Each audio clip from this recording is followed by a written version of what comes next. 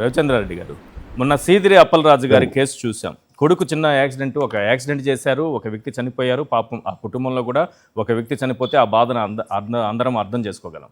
కానీ ఆ కుర్రాడి మీద హత్యాయత్నం కేసు, ఉద్దేశపూర్వకంగా మర్డర్ చేశాడన్నట్టుగా సృష్టించేటటువంటి ప్రయత్నం జరిగి అతని భవిష్యత్తును నాశనం చేయాలనే కుట్ర చేయడం పోలీసులు. అంటే యువకుడు కదా, చదువుకుంటున్నాడు కదా, రేపు అతని భవిష్యత్తు ఏమిటిందో ఒక హత్య కేసు నమోదు చేసేసి మర్డర్ కేసులో ఇరికించేస్తే అది కోర్టులో వాళ్ళు దొరికిపోవడంతో తండ్రి మీద కేసు పెట్టి ఆయన్ని అరెస్ట్ చేశారు. ఒక బీసీ నాయకుడు, ఏ స్థాయి నుంచి ఎదిగారు సీదిరి అప్పలరాజు గారు?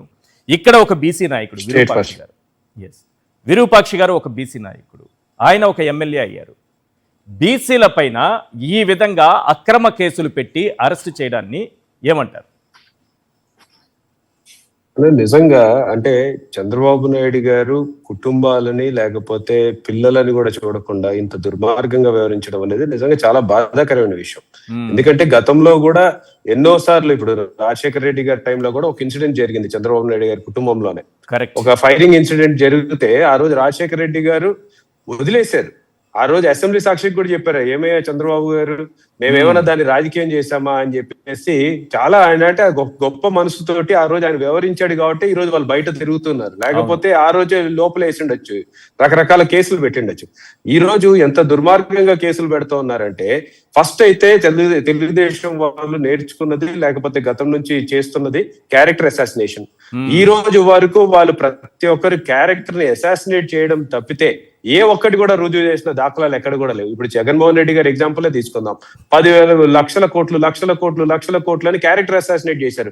కనీసం ఈ రోజు వరకు ఒక్క కేసులో అయినా నిరూపితమైందా అంటే కాలేదు. గొడ్డలి పార్టీ అని చెప్పేసి క్యారెక్టర్ అసాసినేట్ చేయడానికి ఏమైనా నిరూపించారా? సుప్రీంకోర్టు కూడా చెప్పింది, అయ్యా వాళ్ళకి సంబంధం లేదంటే కూడా లేదు, దాన్నే రుద్దుతారు.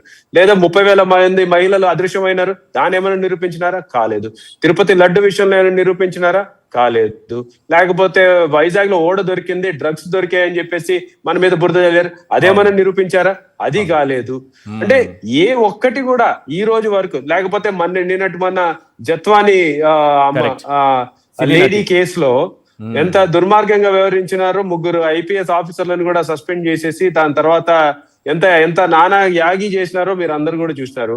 మరి దాని మీద ఏమన్నా ఈ రోజు సాక్షాత్ వాయిన్ సబ్మిట్ చేయగలిగినారు కోర్టుకి.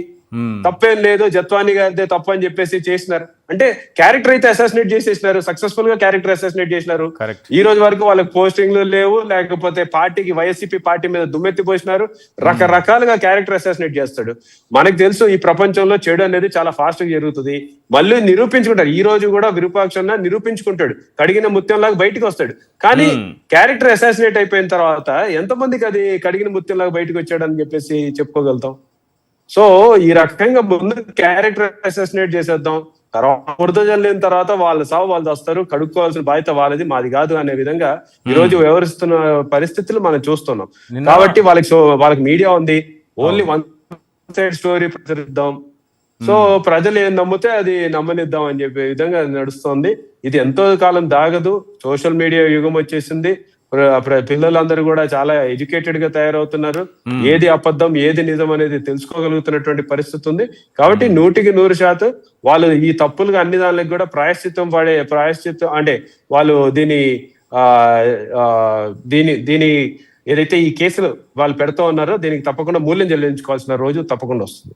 రైట్. అయితే ఇక్కడ నిన్నటి జరిగినటువంటిది, చంద్రబాబు నాయుడు గారు 1600 మంది పోలీసులతో వర్చువల్ మీటింగ్ పెట్టి పోస్టులు కానీ, సోషల్ మీడియా వేదికగా జరిగేటటువంటి కానీ, మీరు చేసేటటువంటి కార్యక్రమాలు కానీ, పోరాటాలు కానీ, ధర్నాలు కానీ, వీటి విషయంలో కఠినంగా ఉండాలని చెప్పడం చూస్తుంటే, మీరు మీ పోరాటాలు అంటే మీ పార్టీకి సంబంధించి పోరాటాలు కానీ, సోషల్ మీడియా వేదికగా ప్రశ్నించడం కానీ సాగుతుందా, ఆగుతుందా?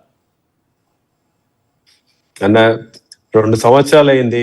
ఎవరు అధికారంలో ఉన్నారో ఎవరు ప్రతిపక్షంలో ఉన్నారో వాళ్ళకే అర్థం కాని పరిస్థితిలా కనపడుతుంది. ఈ రోజు ఎవరు ఉత్సాహంగా ఉన్నారు ఈ రాష్ట్రంలో అంటే వైసీపీ పార్టీ వాళ్ళు ఉత్సాహంగా ఉన్నారు.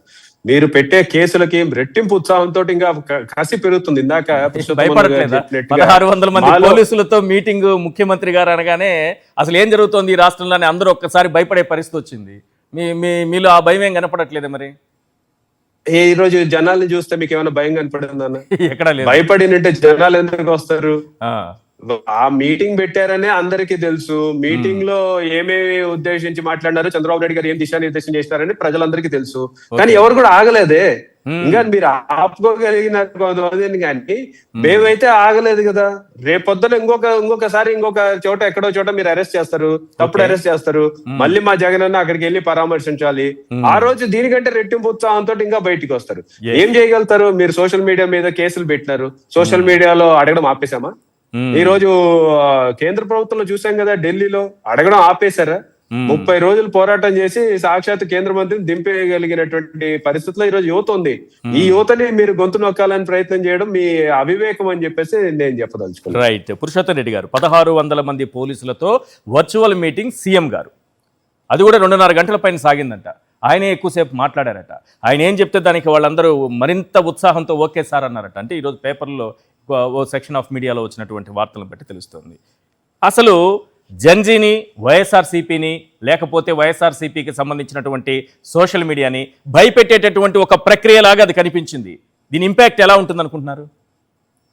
ఇంపాక్ట్ ఎలా ఉంటుందంటే, నేను నిన్న నగిరిలో మా రోజా గారు ఈ డిఎస్సి పైన యాక్టివిటీ చేశారు నిరసనగా, సిబిఐ విచారణ. దాంట్లో నేను కూడా సంఘీభావంగా పాల్గొన్నాను. మామూలుగా రోజా గారి నగిరిలో ఎప్పుడు మీటింగ్ పెట్టినా, ఎప్పుడు ధర్నా చేసినా ఆవేశపడడం, పోలీసులతో ఘర్షణ పడడం ఒక పరిపాట. కానీ నిన్న ఏమీ జరగలేదు. అంటే 1600 మందితో చంద్రబాబు గారు మీటింగ్ పెట్టిన ఫలితం అది. అంటే పాయింట్ ఏంటంటే, పోలీసులు కూడా మనుషులు కదా. అవును, ఇంత ముందులాగా లేరు.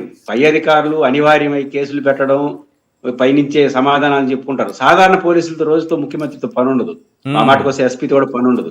వాళ్ళు వచ్చి వాస్తవాలు చెప్తారు కదా. అవును, పైకి మాకు ఇట్లాంటి ఆదేశాలు ఉన్నా అర్థం చేసుకోండి మేడం, మీరు అర్థం చేసుకోండి అని పీస్ఫుల్ గా నడిపేసినారు. అంటే రాను పోలీసుల్లో వస్తున్న మార్పు అది. వాళ్ళు కూడా మనుషులే, వాళ్ళకు కూడా అన్ని సమస్యలు ఉంటాయి. ఇప్పుడు ప్రభుత్వంతో వచ్చే ప్రతి సమస్య పోలీసులకు ఉండకుండా పోతుంది, సాధారణ కింది స్థాయి ఉన్న పోలీసులు. కానీ పోలీసుల మీద ప్రభుత్వం ఎంత ఎక్కువ ఆధారపడుతుందో, ఎంత ఒత్తిడి ఎక్కువ పెడుతుందో అంత వాళ్ళు రివర్స్ అవుతారు. కానీ వాళ్ళు కనపడరు. అది కనపడుతుంది కింద. ఇప్పుడు పోలీసులు స్టార్ట్ అయింది. ఇంకైనా ప్రభుత్వం ఈ మీటింగ్ లీవ్ పెట్టడం ఆపేస్తే వాళ్ళు అట్లా ఉంటారు. కనీసం ప్రభుత్వం అంటే భయం అట్లుంటారు.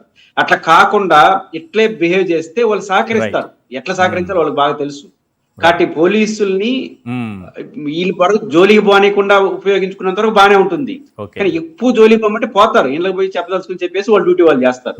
కాబట్టి ప్రభుత్వం ప్రెజర్ బిల్డప్ చేసే కార్యక్రమం, సోషల్ మీడియా అనేది సొసైటీకి సంబంధించింది కదా, దానంటే కంట్రోల్ చేస్తాం. అన్కంట్రోల్ అది అయ్యే పని కాదు. దాన్ని కంట్రోల్ చేయడం ఇంతవరకు ప్రపంచం ఎవరి వల్ల కాల. ఆ ప్రయత్నం చేయడం అంటే ఏదో భయపడుతున్నారు, భయపెట్టే ప్రయత్నం చేస్తున్నారు, దాని ఫలితంగా ఐక్యత చేస్తున్నారు అనేది కనిపిస్తున్నటువంటి సత్యం. Right. Thank you sir Purushottam Reddy garu చర్చలో పాల్గొన్నందుకు. శిల్పా రవిచంద్రారెడ్డి గారు థ్యాంక్ యూ అండి. అలాగే విజయ మనోహర్ గారి థ్యాంక్ యూ మేడం, ఇవాళ చర్చలో జాయిన్ అయినందుకు. ఇది ఇవాళ చర్చా కార్యక్రమం చూస్తూనే ఉన్నాం సాక్షి.